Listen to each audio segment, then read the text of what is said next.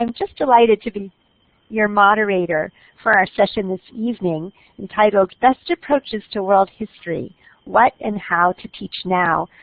It's a presentation with a wonderful panel of experts I'll be introducing very shortly. And we're so glad to have so many of you with us from all over North America and beyond. So thank you for coming. For those of you who are new to Primary Source, I'd like to tell you briefly who we are and what we do. Primary Source works to advance global education in K-12 schools. And we do that by educating teachers about world histories, cultures, and global issues. We provide graduate-level courses, workshops, and study tours that bring global perspectives to K-12 classrooms. Our programs, which we offer both face-to-face and online, give teachers background knowledge based on the latest scholarship on teaching strategies and curriculum resources, and documents and classroom materials with, of course, a special emphasis on primary sources and how to use them. We'll be touching, I should say, on all three of those realms in our session tonight.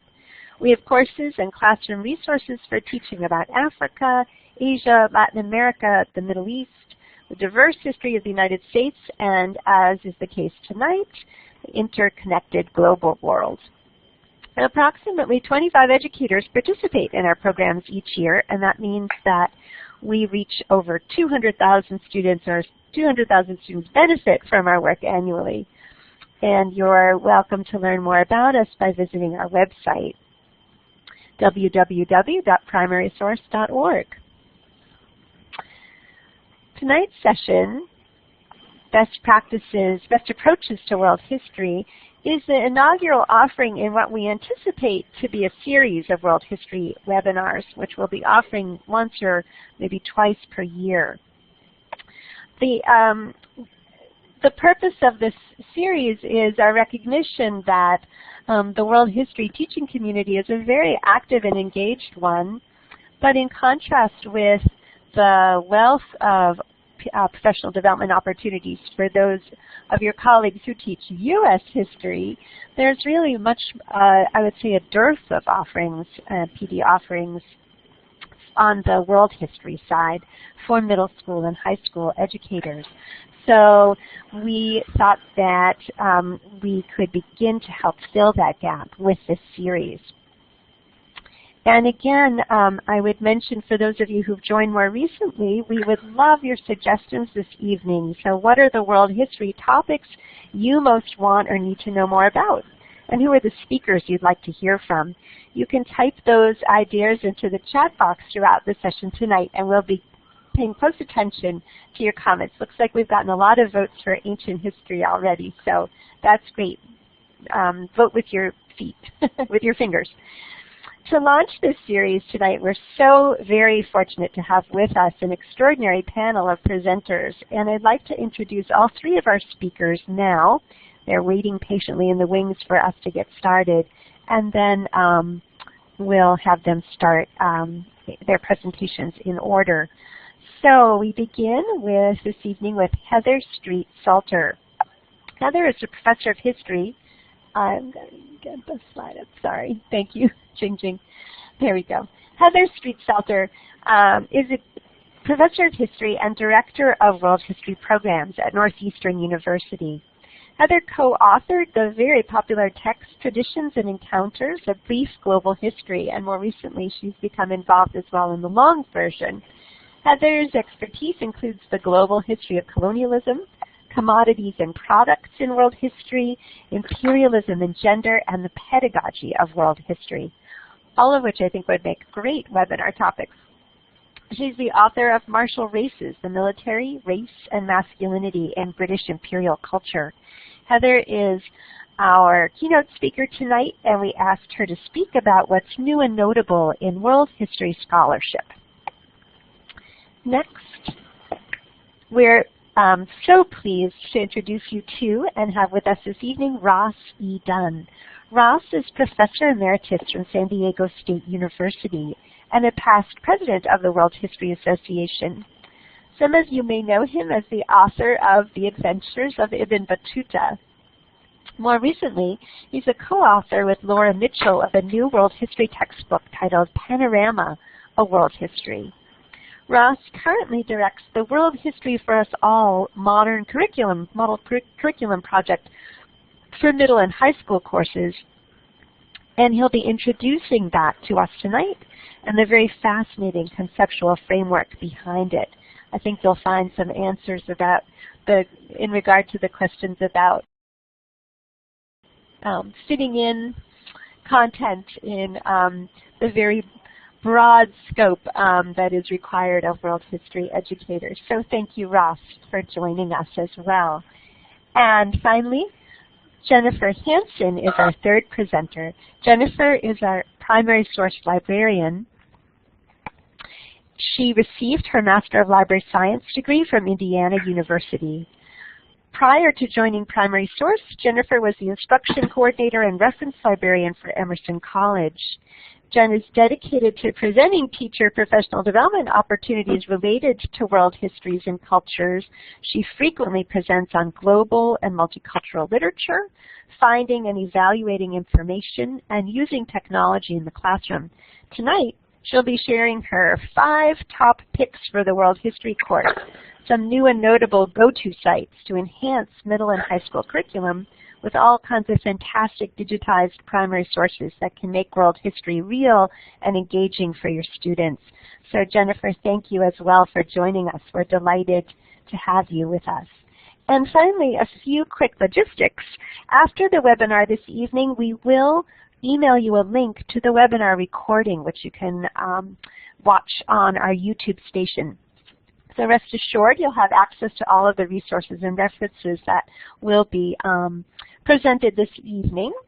And also, I wanted to say across this point that we'd love to hear your comments and questions, and we will pause for question and answer about, if all goes according to plan, about 3/4 of the way through our session this evening, and then perhaps at the end with the time that we have left.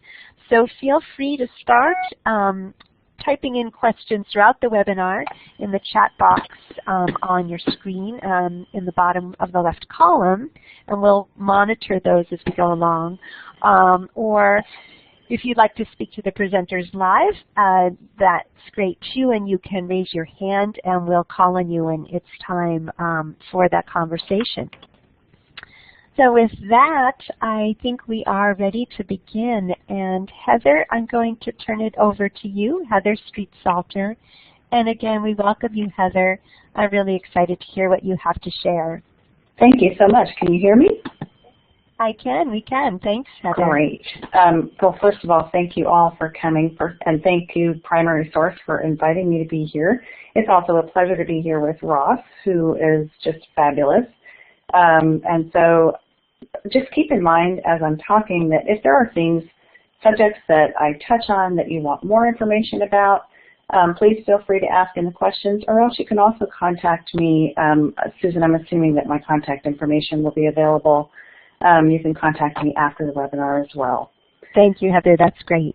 Because 20 minutes is not very long, and so you know, there's just so many things to talk about in a course like this, which is very difficult to teach, as I'm sure you all know.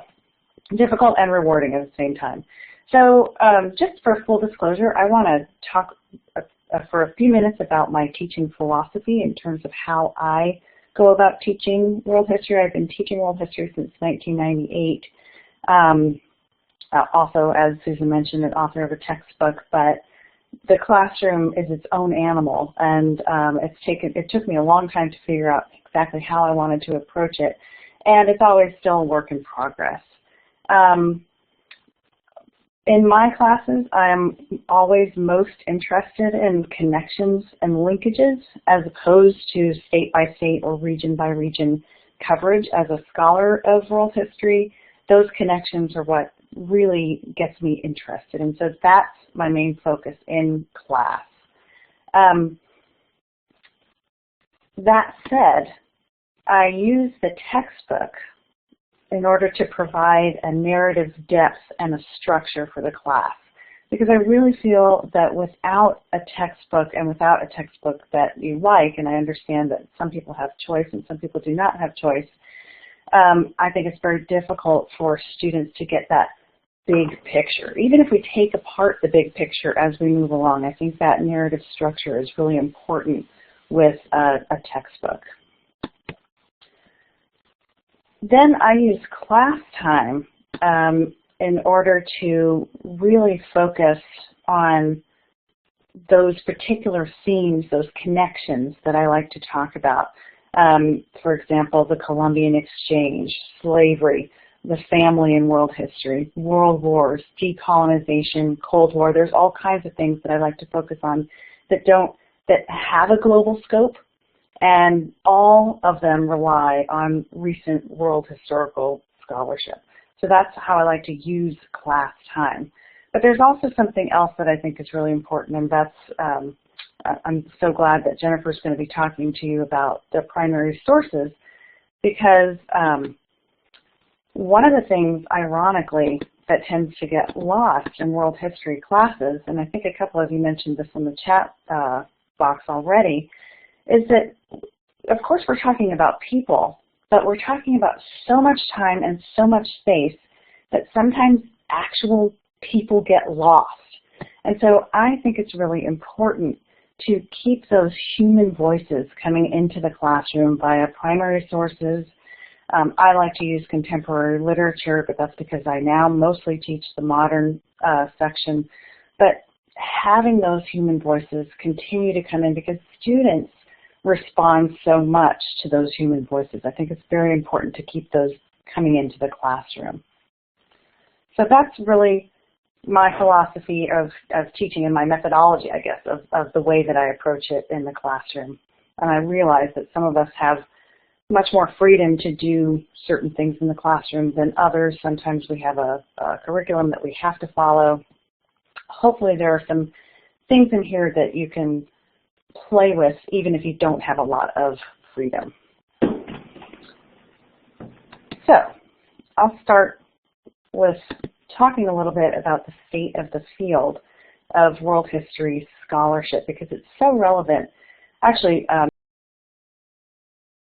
most of the textbook authors out there are also scholars who are involved in publishing world history scholarship in their fields. And so the teaching world history, or at least at the textbook level, is actually quite related to the scholarship in world history. Hey. I would say that world history scholarship is stronger than it's ever been. There are more scholars engaging in comparative, global, and connective research now than there ever have been before. There are more graduate programs that are offering a PhD, or at least a field in world history. World history is even being embraced now by elite schools like Harvard, where it didn't used to be. And there are a lot of terrific presses that are seeking out world history scholarship, including Oxford, Cambridge, California, but a whole variety of other university presses that are actively seeking world history scholarship in their publishing lists. So it's a very, very strong field and getting stronger. There's also, I have a huge list that I give to my graduate students for the state of the field in world history, but you don't have to explore the list or invest in being a graduate student in order to see what's going on in the field of world history. There are several great journals that you can just sort of scan and see the kinds of things that are happening in the field. The Journal of World History was founded in 1990. It is still going very strong. It has lots of different articles about all kinds of different aspects of world history, including ancient history, which I understand is an interest of many of you. The World History Connected is an e-journal of teaching and learning. That was founded in 2003. And it is actually geared specifically for teachers of world history at all levels. And all of the articles and the features are designed for the classroom, including a lot of images that you can use. It's completely free, and it is published, I believe it's 3 times a year still. It started out as 2 times a year. So it's a terrific resource for teachers of world history at all levels. Then there's the Journal of Global History, which was founded in 2006, so it's not a very old journal. But again, it has lots of different articles about different aspects of world history. It's particularly strong in economic history, but it's not limited to that. And then finally, there's a European journal called Itinerario. It's been around since the 1970s, but it has a lot of, especially in the last, I would say, 15 years, it has a lot of really relevant articles that are global in scope, particularly with relationship to imperialism, but not only. So 4 great journals that are easy to scan and easy to see just how strong the field really is. For me, I really feel that some of the best world history teaching comes from using up-to-date scholarship in class. It keeps it fresh for us, but it also just allows us to rethink some of the things that we have said year after year. Now, you don't have to do this. You don't have to incorporate new scholarship, all of the new scholarship all at once. Who has time for that? And I know that all of us as teachers are very, very busy. So I think there's a lot of ways to sort of incorporate some of that new scholarship without becoming a graduate student or without investing just a huge amount of time doing your own research. And so that's what I've tried. I've tried to select a couple of topics, actually 3 topics, for this evening to give you some ideas of the kinds of ways that you can incorporate some new scholarship into your teaching in an easy and accessible way without investing too much time. I'm going to talk about gender, the Great Divergence, and World War I. But it was really sort of a crapshoot in terms of which topics I chose. I could have chosen Silk Roads, slavery, the spread of Islam, Cold War, decolonization. There's lots of different things that I could have chosen. I just ended up choosing some of the things that I thought would be, might be relevant and interesting for people as well as accessible. So let me talk briefly about the world history scholarship on gender. Some of you may know that gender scholarship in world history has been slow to develop. And in fact, even now, in a lot of world history textbooks, scholarship on gender is often confused with scholarship on women or information about women. It's, until recently, much of this has been sort of women in boxes in the, on the side, in the sidebars of history, world history textbooks, so that it's been this kind of add and stir, or what feminist historians call the add and stir approach to adding women to world history. And that's really not what I'm talking about. I'm talking about thinking about the ways that gender relationships have developed across time and across various regions. And it's clear to me, at least from my teaching, that students tend to be very interested in how these gender relationships work over time, how they're different, how they've developed. And I think that there really, until now, hasn't been a lot of reliable information that world historians could draw on. So things like, how did family formations change? What role did sexuality play in history? This would be for an older audience. How were gender roles different in the past and in other places? These questions, I think, are things that really animate a lot of our students. So I have a couple of sources here. There actually aren't that many sources that I would consider to be terrific. Mary Wiesner-Hanks is the best, in my opinion, on this. So I have 2 of her sources here. And you'll have access to this later if you want to go back to it, but the first is an article. It's relatively short, and she basically explains both the reasons why gender studies has been slow to be incorporated in the field of world history, and as well as the difference between women's history, gender history, and sexuality studies. And she also gives a ton of references for further study if you want to explore a particular aspect. She's very good on ancient. The second is a terrific book, and it's perfect for teachers who want to incorporate more gender into the classroom and yet don't quite know how to do it.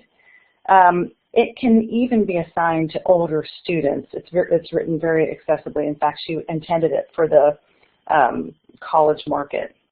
But what I was thinking in this context is that its material could be used for lectures or classroom use. She's divided the book up into chapters on the family, economic life, ideas and ideals, as well as norms and laws, political life, education and culture. So she's really, and sexuality as well. So she really covers the gamut of gender relations, and she does this going from ancient times all the way to the present. And it's, like I said, she's very strong in the ancient period.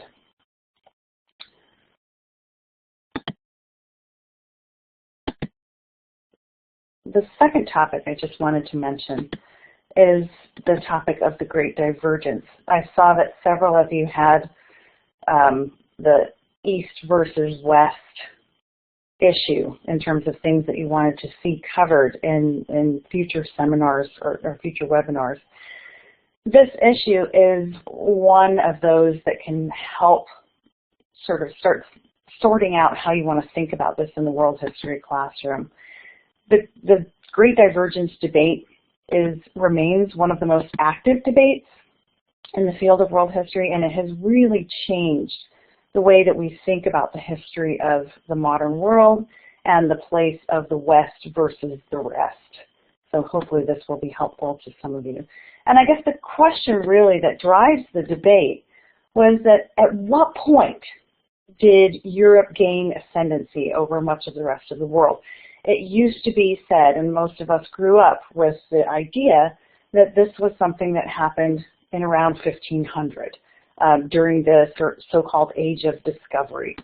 And what the Great Divergence scholarship has demonstrated is that, in fact, the shift toward Europe was much later than the 16th century, as late as 1800, more than, almost 300 years later, according to some scholarship, some of the scholars who write in this debate. They argue that there was nothing at all inevitable about European ascendancy, that in fact, for much of the early modern period, Europe was behind or at the same level as other areas of the world, such as China or India, until, like I said, that late 18th or early 19th century period. So this debate, I think, is critical for thinking about how we teach the Atlantic voyages or the Industrial Revolution or even modern imperialism. And I think it can really help us think through that sort of tendency to think of European ascendancy as inevitable. So to me, this is really one of the most important debates to be thinking about bringing into the classroom.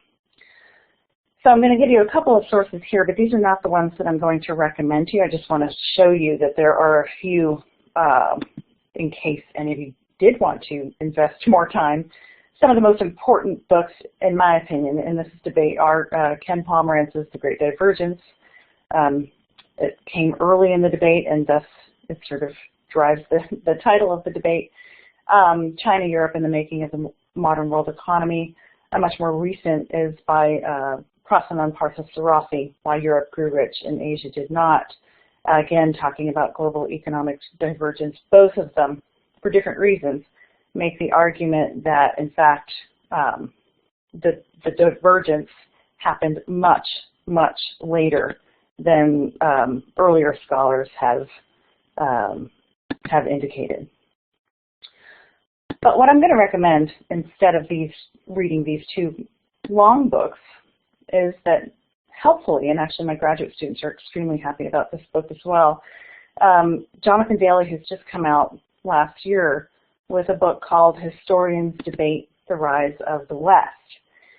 And it doesn't incorporate all of the most recent scholarship, including Partha Sarathi, but it helpfully organizes the historiography of the debate, all the things that scholars have said and argued, and summarizes their arguments in short pieces.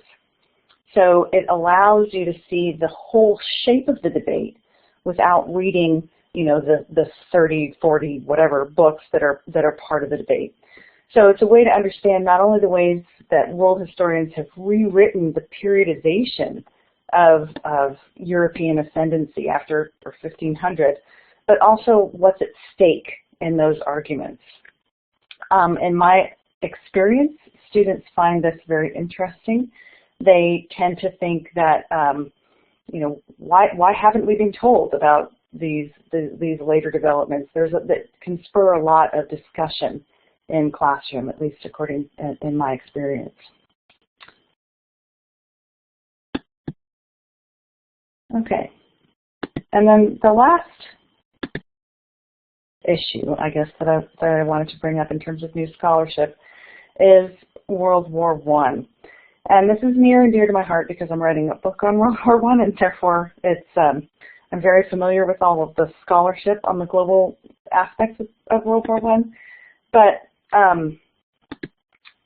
one of the things that I wanted to point out with the three examples that I chose is that you can think about new scholarship in terms of those macro issues like gender or the Great Divergence, but you can also do it with much more limited topics or events or issues, such as World War I, which only incorporated just a few years out of the mass of years that we have to cover in our courses. So in world history textbooks, obviously they don't ignore World War I. It's commonly taught. And they mention generally the Gallipoli campaign. Some of them mention East Asia and what happened with the Japanese in China. Most all of them mention the use of colonial soldiers and laborers on the front. But really the focus remains on what happened on the Western Front. And I guess what I would say is that there is a whole bunch of new scholarship in the last 10 years in particular that demonstrates that World War I's global impact was far more global than many of the even expanded versions of World War I have talked about. So that even in areas far away from any of the fighting, it had a tremendous impact. So just as a couple of examples, areas that you can focus on are campaigns in sub-Saharan Africa and also what became known as the Hindu-German conspiracy. If any of you are interested in sort of a packaged presentation about this, with images and maps and things like that, if you want to contact me, I have a PowerPoint about just this. So one of the things that students find fascinating is that in addition to fighting on the Western Front, one of the German war aims was to disrupt colonial rule in all of the enemy empires, the British, the French, and the Russian empires, in order to divert resources away from the European theater. And they did that by focusing on fighting in sub-Saharan Africa. There were campaigns that actually lasted for the entirety of the war, and in East Africa, the German general there didn't even surrender until after the war was over. But this is also the reason behind why the German Foreign Office actually paired up with revolutionaries in various colonies, including India and Vietnam, to try to start a revolution there so that it would tie down the British and the French during the war. So there's all kinds of exciting stories about gun running and spying and things like that that are happening way away from the major theaters of the war. Students find this very interesting, but it also demonstrates just how global one of these conflicts could become. I have a couple of sources here. One of them is my own. That really talks about the Hindu-German conspiracy and some of its effects. That's the Singapore Mutiny, the local was global.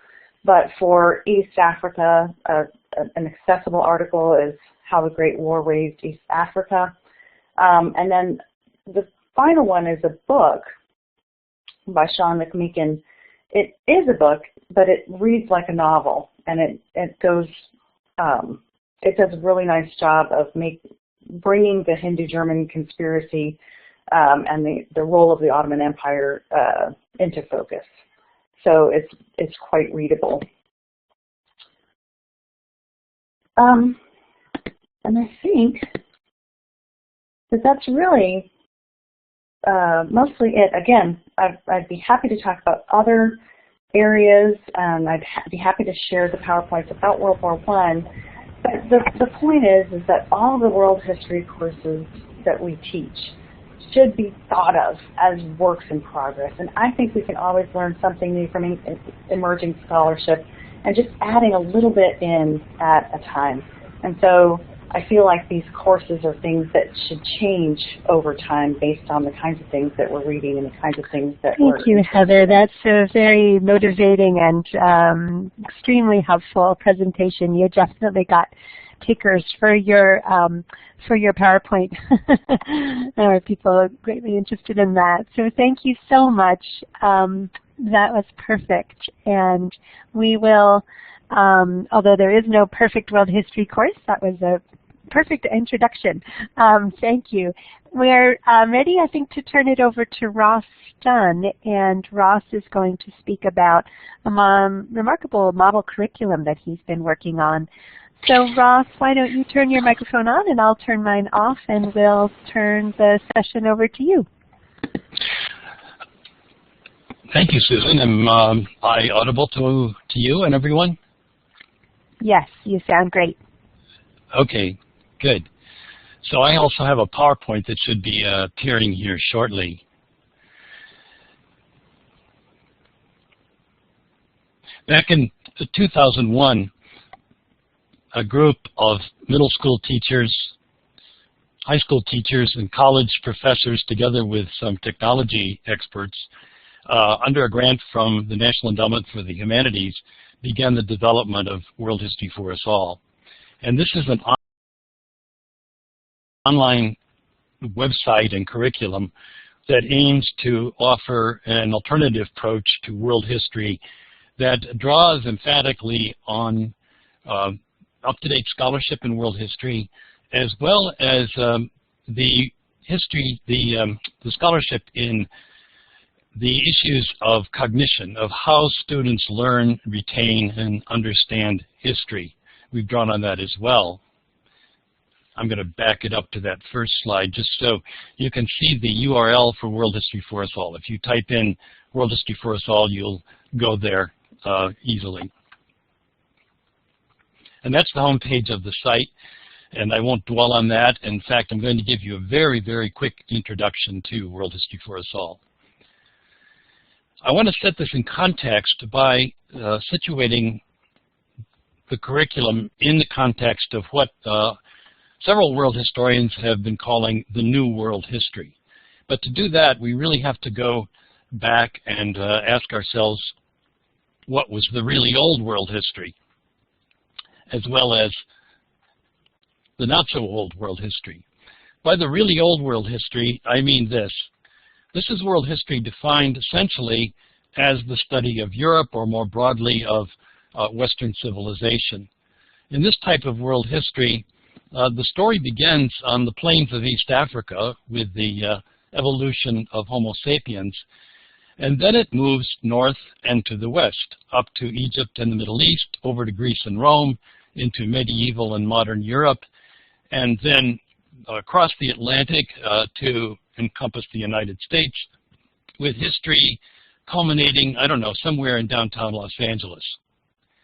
So that's the way world history used to be taught, as synonymous with Western Civ, and you see that as these arrows move, the history of Africa drops out very quickly, and Latin America and Asia are really not much there at all. So the really old world history is one that emphasizes the national values and purpose in the United States, but doing that by emphasizing the study of how Western ideas and culture were transmitted across time from very early times to the present.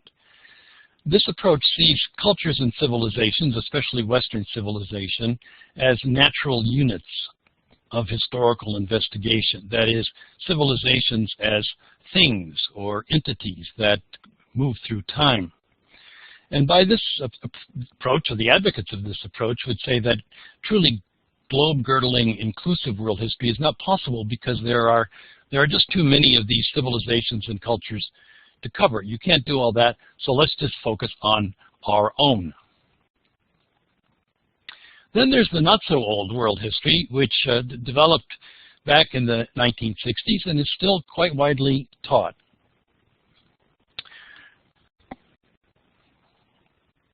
This is the kind of history that is multicultural in that it includes a variety of civilizations, and you see the major areas specified here. After 1500, however, history moves predominantly again to Europe, as is the case with the really old world history model. So this approach is global in its scope, in its inclusiveness, but it also compartmentalizes history into separate civilizations or areas. So the not-so-old world history includes these other civilizations and sees world history as the story of different civilizations, and like the older approach, sees civilizations as the primary units of investigation.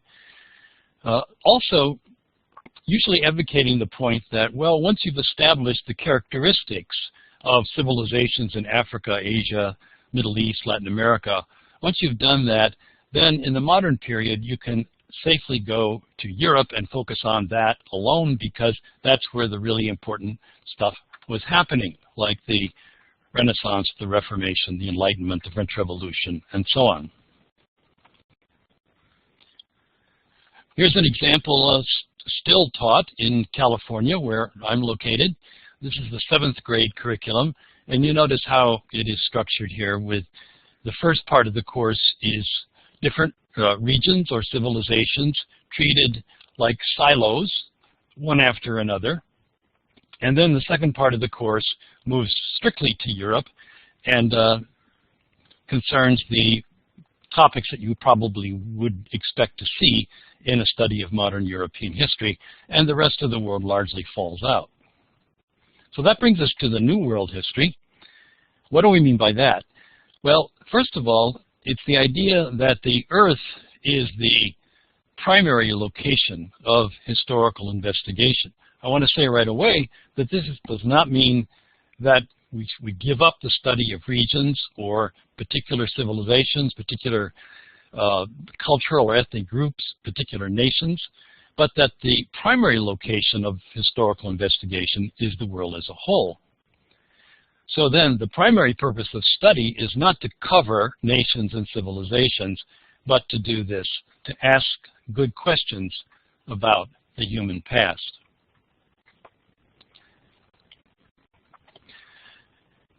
So the New World history emphasizes the investigation of patterns of change that cut straight across nations, culture areas, and civilizations, and that asks questions about those changes. It investigates the global context of events that are associated with civilizations and cultures. It doesn't ignore them, but it tries to situate them in these larger contexts. It investigates the interactions among peoples and societies and the effects of those interactions. That's what Heather emphasized in the way she teaches world history. It provides opportunities for comparative study of developments in different parts of the world, because you're not studying parts of the world just one at a time. And then finally, it encourages the investigation of the past on variable scales of time, space, and subject matter. I want to come back to that in just a moment. If we look at the World History for Us All website structure, we see that it really is divided into two parts. The superstructure is the elements there at the top of the screen, whose aim is to provide an overarching conceptual point of view, commitment, or structural foundation for the whole thing, so that when teachers and students go to World History for Us All, they're not just given a clearinghouse of teaching materials. All the teaching materials are associated with a particular approach to world history, as I've been describing it. The other part of World History for Us All are the teaching units, which include lesson plans, PowerPoints, lots of primary source documents, and a variety of resources. Here's the periodization scheme for World History for Us All, and note that it's not organized primarily either by region or by theme.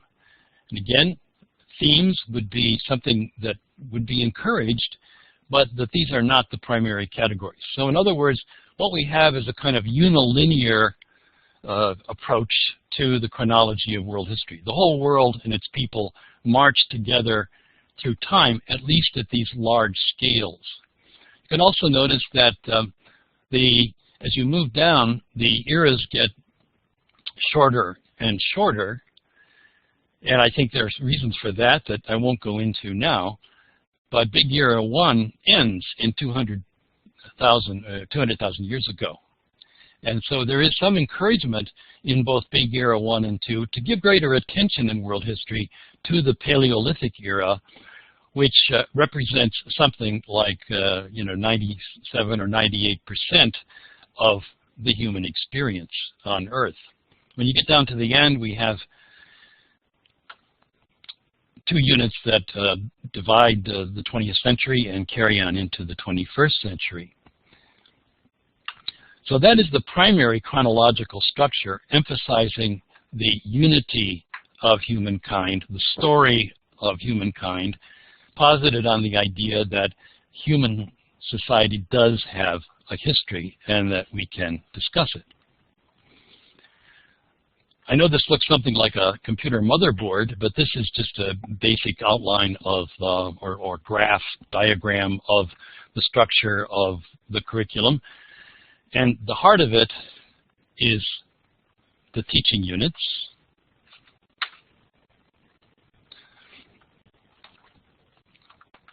Organized into these 9 big eras of world history. I can talk about the thematic elements in the curriculum, but I won't go into that now. I had some of this animated, by the way, but the animations have all disappeared in the translation here to the primary source website. Let me talk about the geography of the New World History and how it's presented in World History for Us All. Just discuss this very briefly. Here's the idea that the world has always been one, in a sense, in terms of human interactions, but there have been long interruptions. The first great global event in world history we might think of as the human colonizing of the world. Most species that exist today don't live everywhere, but human beings do live almost everywhere. And how did that come to be? So that's a really good question to start out with the course. Why are humans all over the place? And that is a world historical story.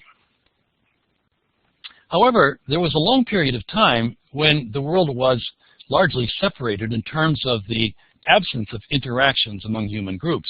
And we can think of the world as really divided into three separate worlds, if you will. Up the top, Australasia, over on the left, the Americas, and on the right, what we call Afro-Eurasia. I'll come back to that. So between about 12,000 years ago and 1500 CE, these regions were separate from one another in the sense that human beings had very little, merely episodic interactions with one another. Nothing sustained. And of course, that all changes big time in about 1500 CE. Notice again over here that we have Eurasia and Africa all together, and that brings up a point, the way we approach this.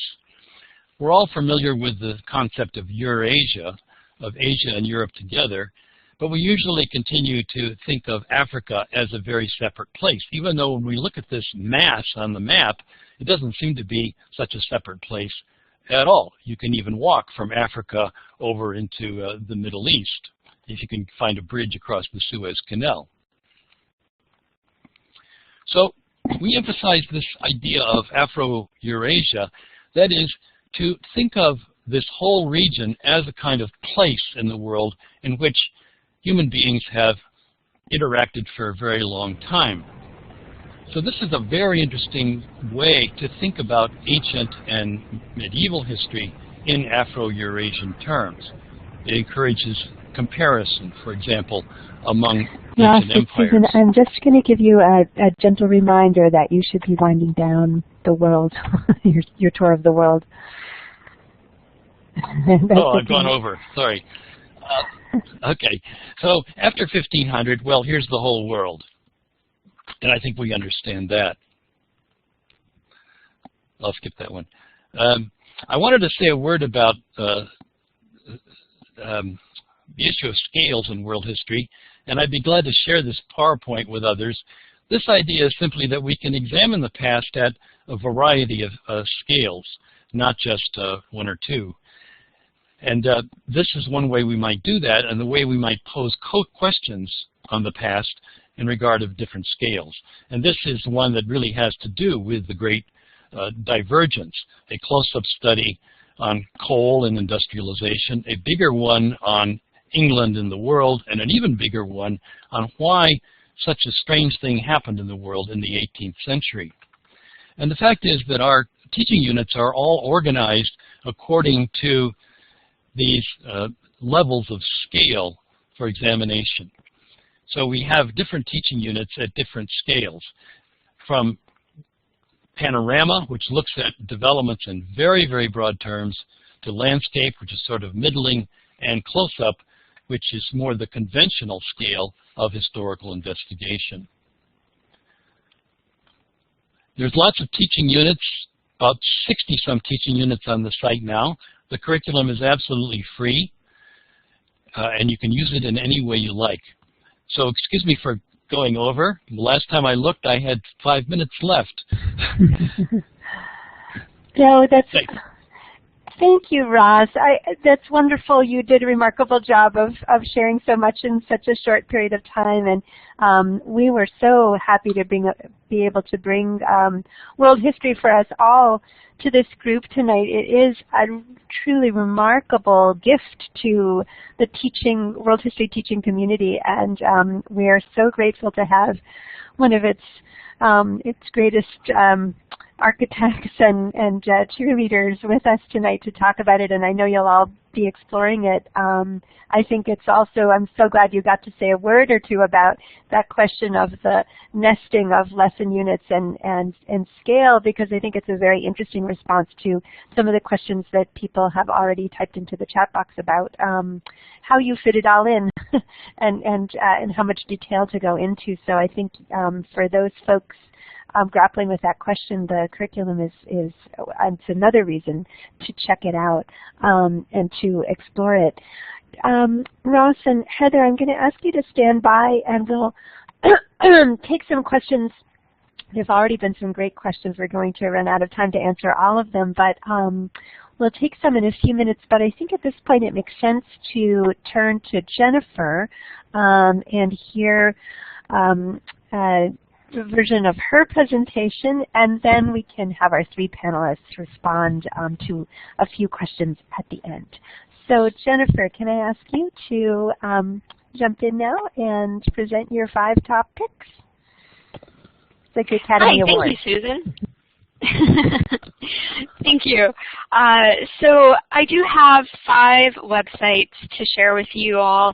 I selected these for the breadth of resources that they have, as well as ease of access. All of these websites are free. You will notice that they are growing websites. You know, some of these did not exist a few years ago, or if they did, they were much smaller than they currently are.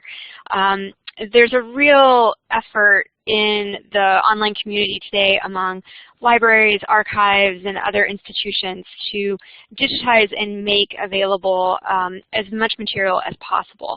I'm sure you've seen in the news, you know, Getty Images has recently made a huge archive of public domain photos available.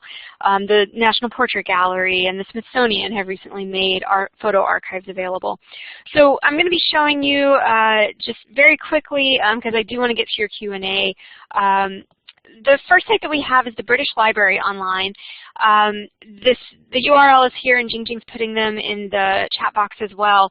The British Library offers over 30,000 items, as you can see here from a snapshot of their homepage. They have virtual books that you can read online. There's about 36 of those. I selected here, this is a Psalter. You can zoom in and zoom out. You can turn the pages.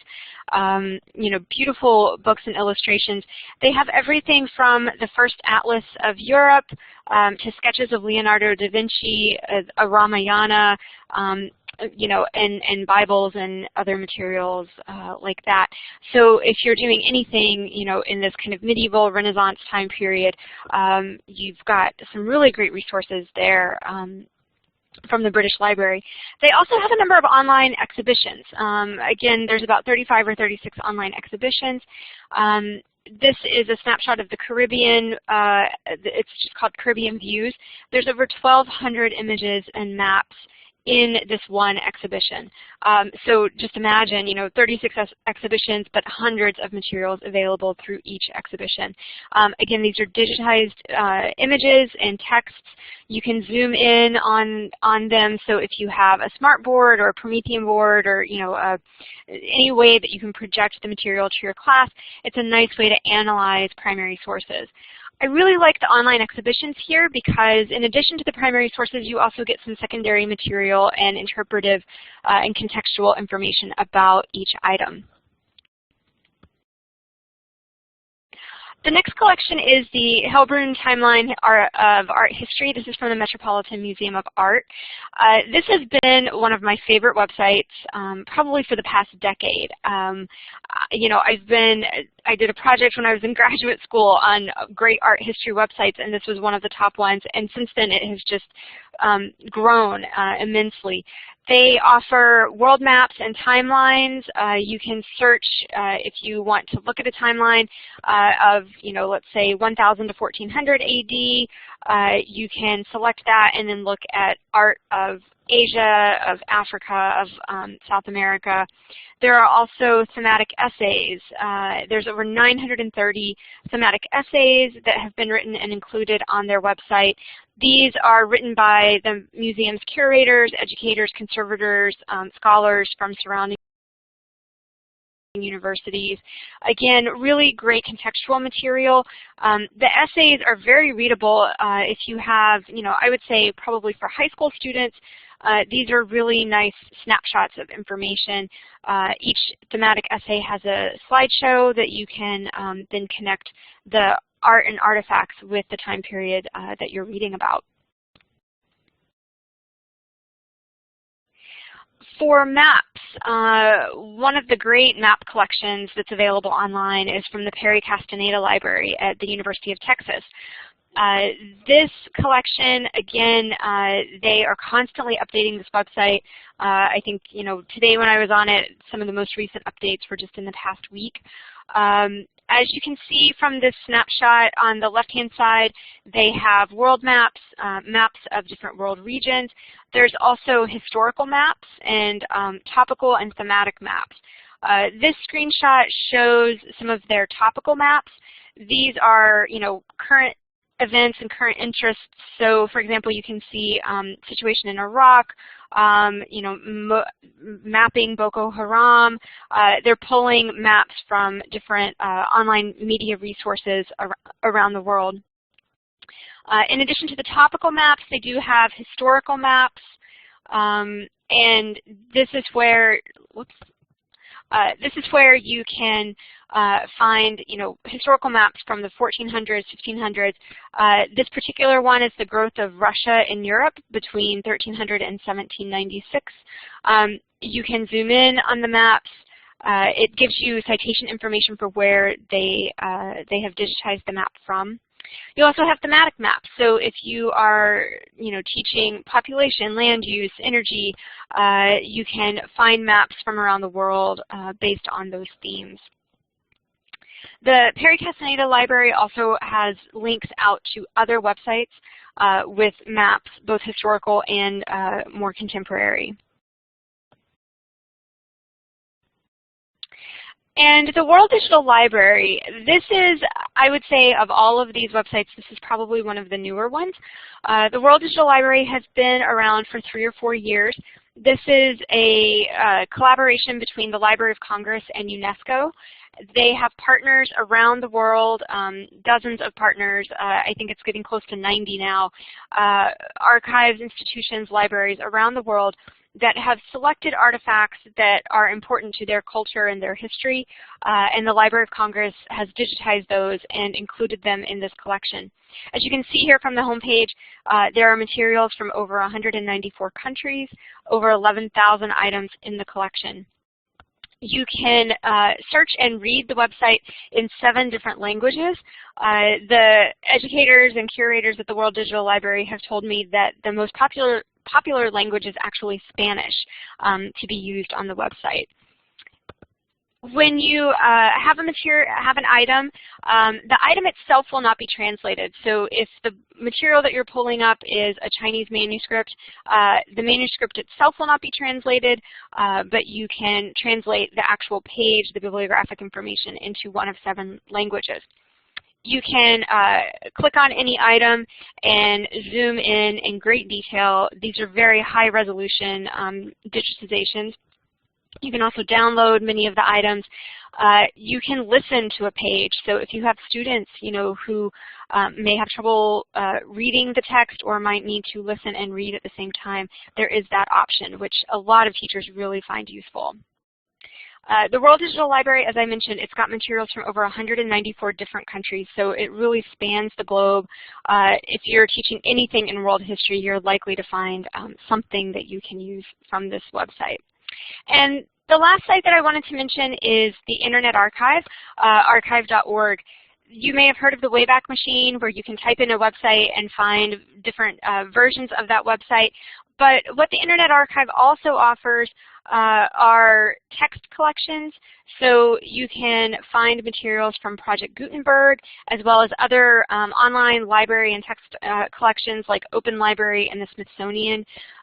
These are fully digitized, free ebooks that you can read online or download. There are also television newscasts that you can access through archive.org.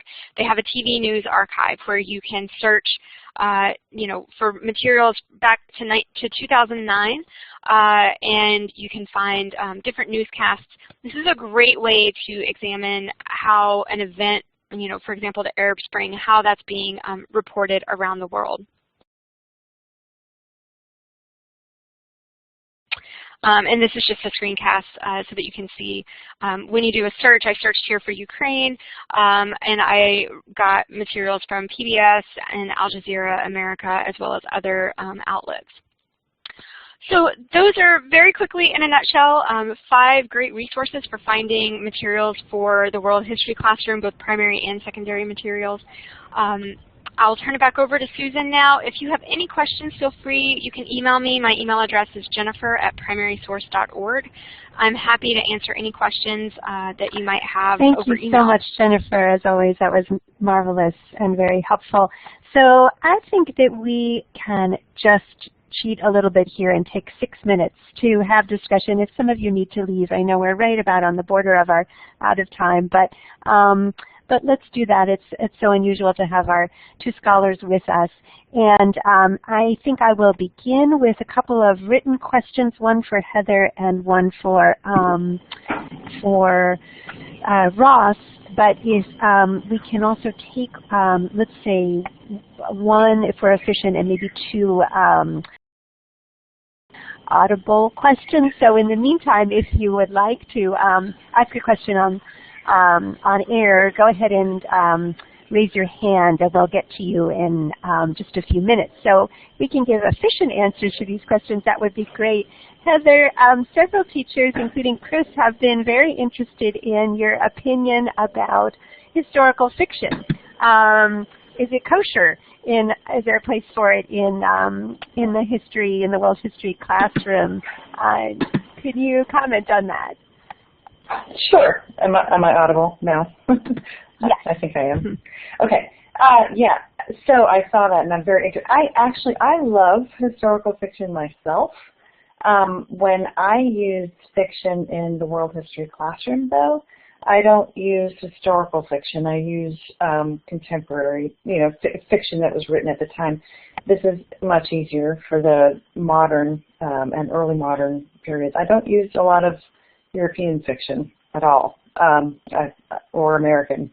I try to pick things from areas that students don't know. And the reason that I prefer it is because I think there is so much to be learned from people who were actually writing at the time. That said, I do love historical fiction. I have a list of some of the books that I use and have used over time if people are interested. Again, this is mostly post 1700s. That's wonderful. We'd love to share that, and we can send that when we send out our post-webinar email to folks. We can, if Heather can share that with us, that we get that out to you. That's great. Thank you for that response. Ross, there was a question quite a bit earlier tonight. Someone was interested. Let's see. I think it was Gretchen. Elizabeth, I'm sorry. Elizabeth asked an interesting question about the predominance of history of agriculture and irrigation. She finds it hard with her younger students who are very suburban U.S. young people to engage them in those topics. Do you have any thoughts about that? Well, the way I've taught world history has always been quite geographically oriented. And, I would say very broadly that by starting out in class by introducing students to what I have called big geography, that is, looking at the whole world in terms of its large-scale personality, its large-scale topography, and climate is a good way to start thinking about developments in particular places. You mentioned agriculture and irrigation. Here the concept of what I call the Great Arid Zone is very useful. This idea of a single interconnected zone of dry territory, of desert and steppe that extends from Africa all the way across Asia to the Gobi Desert, and and then this is the area is very dry, and yet it's in these very arid areas that the earliest complex societies developed. How could that have been? How did people get their water? Why did civilization arise in deserts rather than in really lush parts of the world? That's just one way of incorporating geography. Excellent. Thank you so much. It looks like anybody, if anyone wants to, this is the last call, so if anyone wants to ask a question, go ahead and raise your hand. But while that's happening, I just want to thank our 3 marvelous presenters this evening and our marvelous participants. Thanks so much, everyone, for all of your interest and all the hard work that you're doing to teach the world to your students. We've gotten some great ideas for future webinar topics, so stay tuned. We'll hope to have many of you back with us next season. And in the meanwhile, we hope very much that you'll stay in touch with Primary Source. You can follow us on social media, and that's all presented there on the slide. And I think with that, we can close out. So thank you again to our presenters. Round of virtual applause. And have a good night. Thank you, everyone. Bye.